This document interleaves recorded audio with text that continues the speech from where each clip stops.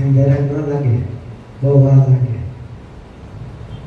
હે એમ બરાબર तो एक शब्द गुरुदेव का ताका अनंत विचार थाके मुनिजन पंडिता वेद न पामे पार ब्रह्मा थके विष्णु थके थके शेष महेश गीता की क्या गम नहीं क्या सदगुरु का उपदेश.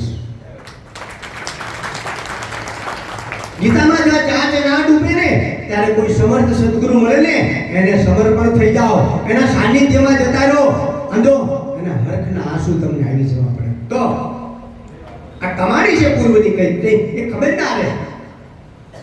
અહીં આવે તો ખબર પડે કે આ પૂર્વની કમાણી છે. એની આંખમાં અશ્રુ વહેતા હોય, એની ધારા વહેતી હોય, પૂર્વની કમાણી બતાવે કે કોઈ પૂર્વની કમાણી છે. આજના અમારી સાથે નથી, આ પૂર્વના અમારી સાથે છે એવી સાબિતી બતાવે કે આ ગુરુનો નાતો આજનો નથી. આ લોકોને આ જે સાધકો આવ્યા છે, જે શિષ્ય આવ્યા છે, એની જેની આંખમાં આંસુ આવી જાય ને તારે ગુરુને ખબર પડે કે આ આજનો નાતો નથી, જૂનો નાતો છે. જૂનો નાતો હોય છે. જૂનો નાતો બાંધવા માટે ઘણી તારાવેલી સદગુરુ કરતા હોય છે, પણ ઘણા નથી બાંધતા. પડદા કરી નાખે છે, દિવાલ કરી નાખે છે, નથી બાંધતા.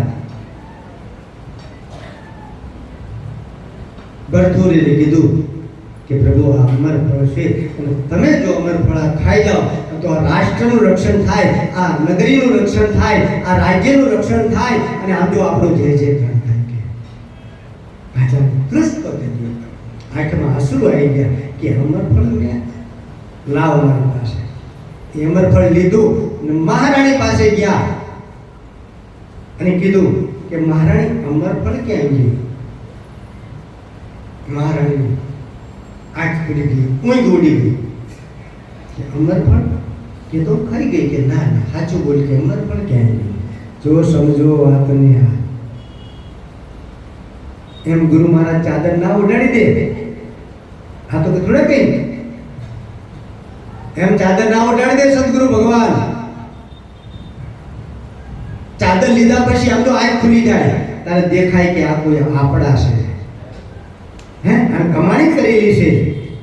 એવી કરી લો કમાયું સાચા ભાવથી રે, એવી કરી લો કમાયું સાચા ભાવ